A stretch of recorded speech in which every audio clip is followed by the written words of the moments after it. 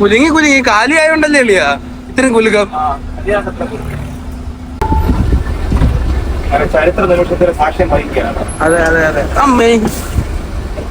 ഓ എങ്ങനെയെങ്കിലും ആ ടാറിലോട്ടൊന്ന് കയറിയാൽ മതി എന്നുള്ള മൈൻഡ് വന്നിട്ട് അല്ലേ? ഇവിടെ ഡെക്കറേഷൻ കാണിക്കാതെ ബാക്കി റോഡൊക്കെ ഒന്നാമത് അതെ ഇവിടെ ഡെക്കറേഷൻ കാണിക്കുക. അങ്ങോട്ടാ പോയണ്ട ഇങ്ങോട്ടല്ലേ ഇവിടെയാണ് അടിപൊളി റോഡ്.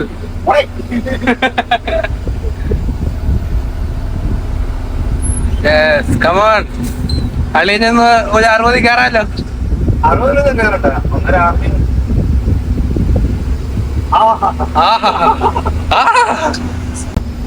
4 വരിപ്പാത കേറി അല്ലയാ. ഹാപ്പി ആയോ? ഹാപ്പി ആയിട്ട് കാര്യമില്ല, വെള്ളം ആയത് തന്നെ. അപ്പൊ ഏകദേശം ഇപ്പോ സമയം 12 മണി ആകുന്നു. ഇപ്പോഴും ഇതേണക്കത്തെ വഴികളിലൂടെ തന്നെയാണ് പോയിക്കൊണ്ടിരിക്കുന്നത്. ഇനി 52 കിലോമീറ്റർ ഉണ്ട് അല്ലേ അളിയാ? അതോ പാട്ട് 52 കിലോമീറ്റർ വേറെയാണോ? ഇതുവഴിയാ പോണേ? അടിച്ചു എന്നാ കുട്ടാ. അടി അങ്ങനെ എന്നാ പൊളിക്ക് അല്ലയാ. ഫുഡ് കഴിക്കണ്ടേ നമുക്ക്? രാവിലെ ഒന്നാമത്തെ കാര്യമുണ്ട്, നമുക്ക് ഈ റോഡിൽ വണ്ടി ഇടാനുള്ള സൗകര്യം കിട്ടിയില്ല. ഇല്ല, വണ്ടി പോകാൻ തന്നെ സൗകര്യം. അയ്യോ, എന്റെ ഒരു അഭിപ്രായത്തില് ഒരു നല്ലൊരു ഹോട്ടലിൽ നിന്ന് ഭക്ഷണം കഴിക്കുന്നതായിരിക്കും നമുക്കൊരു മനസ്സമാധാനമായിട്ട് കഴിക്കും. നീ പോ, വീട്ടിൽ പോ.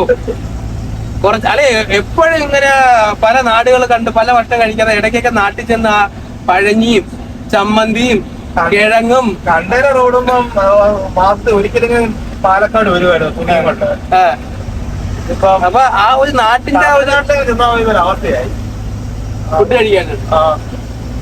ദോശ ചമ്മന്തി മാറി നാടൊക്കെ കാണാൻ ശരി തന്നെ, പക്ഷെ നമ്മളെ തിരിച്ച് എത്താനുള്ള ഒരു ചിന്തയുടെ വിങ്ങല്, നമ്മുടെ നാട്ടിൽ തിരിച്ചെത്താനുള്ള ഒരു വിങ്ങലുണ്ടല്ലോ, അത് നമ്മുടെ ഈ നാഷണൽ പെർമിറ്റ് ഓടുന്നവരുടെ അടുത്ത് ചോദിച്ചാൽ അവർക്ക് പ്രത്യേക ഒരു ഫീലിങ്സിൽ പറഞ്ഞു കഴിഞ്ഞാൽ ഒരുപാട് കഥകളുണ്ടാവും, അവർക്ക് ഒരുപാട് ആഗ്രഹങ്ങളുണ്ടാവും. ഇല്ല, അതിപ്പോ വിദേശത്ത് പോയി ജോലി ചെയ്യുന്നവർ അതേ അതെ, പ്രവാസികൾക്ക് ഏകദേശം അതേ കണക്കായിരിക്കും. അതെന്താന്ന് വെച്ചാല് നാട്ടിൽ പോകുന്ന വണ്ടിയാണെങ്കിൽ നാട്ടിൽ വന്ന് തിരിച്ച് നാട്ടിലോട്ട് വരുന്നു.